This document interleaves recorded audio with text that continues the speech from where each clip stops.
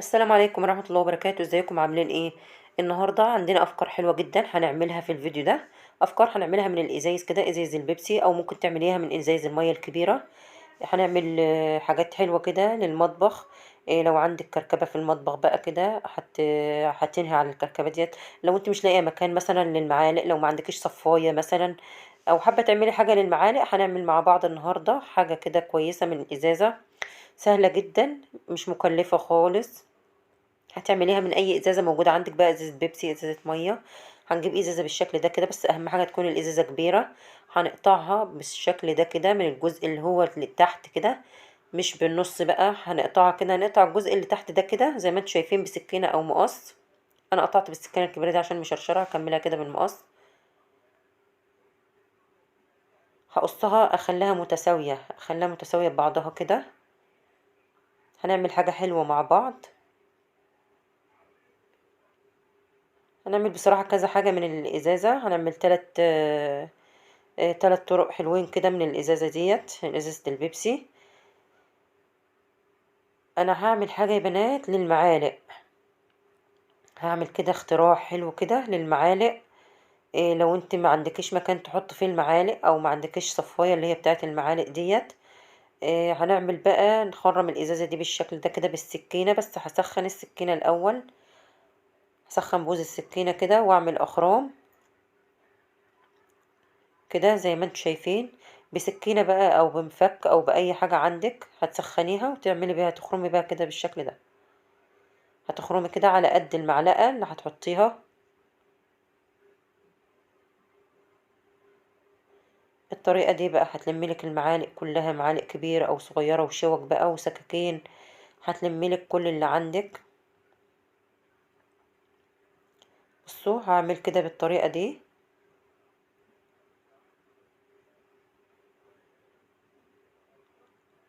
فكرة حلوة جدا، سهلة وبسيطة خالص.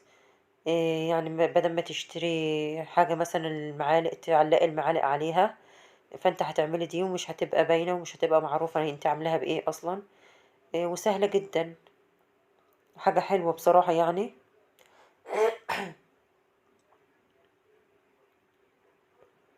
بصوا بقى انا خرمتها كلها بالشكل ده كده زي ما انتم شايفين.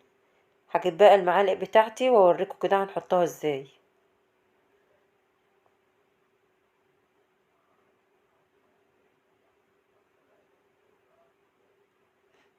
دي المعالق والشوك، بصوا زي ما انتم شايفين هحطها بالطريقه دي كده. كل خرم بقى عملته كده هحط فيه معلقه كده او شوكه.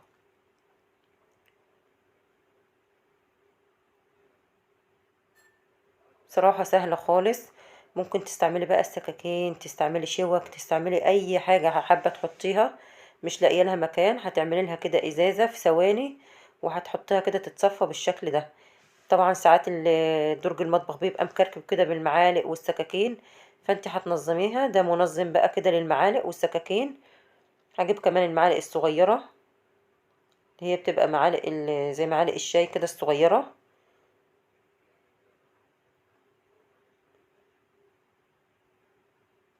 سهلة خالص وبسيطة خالص، اي حد ممكن يعملها. بصوا ما شاء الله حلوة جدا. وعلى فكرة هي مش باينة قوي كمان، يعني مش معروفة. ممكن بقى في المكان الغطا من فوق كده تحطي حاجة تانية، عايزة تحطي سكينة تحطي معلقة كده من فوق كده بالشكل ده. انا حطيت الفرشة اللي هي بتاعت الصينية دي بتاعت الزيت دي. الجزء اللي تحت ده انا هعمله بقى حاجة تانية برضو. هنعمل فكرة تانية كده. هسخن السكينة واعمل برضو اخرام كده واسعة كبيرة كده بالشكل ده.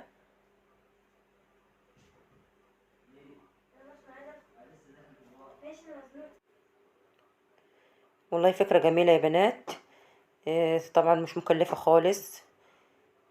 هتعمليها وتحطي عليها اي حاجة كده، بدل الدرج بيبقى مكركب وبصراحة المطبخ بيبقى مكركب برضو كده. فانت هتعملي الحاجة ديت بكل بساطة، يعني ازازة مية هياتي هتعملي منها حاجة حلوة كده في ثواني. بصوا انا عملت دي برضو للسكاكين بالشكل ده.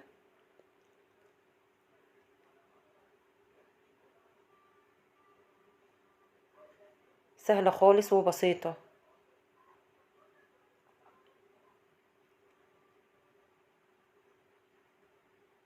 اهي طريقة حلوة وسهلة خالص وبسيطة، ما خدتش وقت خالص. هتغسلي السكاكين او المعالق وتحطها بالشكل كده وتتصفى على الحوض، او ممكن لو انت حابة تعلقيها ممكن تعلقيها كده على الحوض برضو. في طريقة تانية هنعملها برضو، هنجيب ازازة البيبسي برضو زي دي كده، وتكون ازازة كبيرة. هعمل برضو كده طريقة تانية، فكرة حلوة برضو كده هتعمليها هتنفعك. بصوا انا هقطع جزء كده من الازازة برضو بسكينة بالشكل ده او بمقص.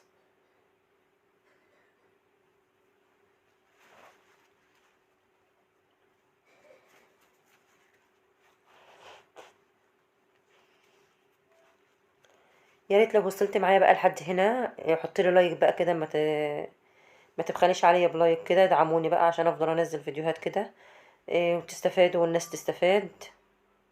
بصوا انا هعمل كده حاجة حلوة برضو لايه للبيض. لو انت مثلا مسافرة مثلا او رايحة اي مكان وواحد حابة تاخدي بيض معاكي مثلا وخايفة يتكسر، او انت مش لاقي مكان تحطي فيه البيض برضو خايفة يتكسر، هتحطيه كده في الازازة بالشكل ده. هتعملي بقى كده تحطي فيها اكياس بلاستيك، اي اكياس عندك هتحطيها في الازازة. انت هتفتحي كده فتحة صغيرة مش كبيرة. بص بقى مهما تحركي الازازة يمين وشمال البيض مش هيتحرك ولا هيتكسر ولا هيجراله اي حاجة خالص. هتحطيه كده بالشكل ده. طبعا لو انت حابه تروحي اي مكان وحابه تاخدي مثلا بيض معاكي او اي حاجه هتحطيه بالشكل ده. بصي ومكان ما فتحنا كمان ممكن تلزقي كده بلزق. الحرف ده ممكن تلزقيه كده بلزق برضو، هو طبعا مش هيطلع. شايفين ما شاء الله الحاجات حلوة ومفيدة والله، حاجات يعني من اقل الحاجات وابسط الحاجات هتعملي هتطلعي حاجة حلوة. انا حبيت برضو كده اشارككم افكاري برضو وعملت حاجة كويسة. اتمنى انكم تستفادوا من الفيديو ده وتفيدوا غيركم يعني يا ريت تشيروا الفيديو دوت لاصحابكم وحبايبكم. ويا ريت اللي وصل معايا بقى لحد هنا ما يبخلش عليا كده باللايك، ولو لسه ما اشتركتيش بقى نوريني باشتراكك كده. عايزه القناه تكبر بيكو ودعموني بقى بلايك. شايفين الحاجات والله العظيم تحفه. وكمان بتاعه المعالق والسكاكين دي حلوه جدا وموفره جدا. يعني بصراحة ساعات المطبخ بيبقى مكركب كده، درج المطبخ بيبقى مكركب بالمعالق كده، وساعات ما بتبقيش لاقيه مكان اصلا تحطيها فيه. فانت في ثواني كده هتعملي الحاجة وهتعلقيها بالشكل ده، ممكن تعلقيها على الحوض او تعلقيها على على الحيطة على المطبخ كده في اي مكان.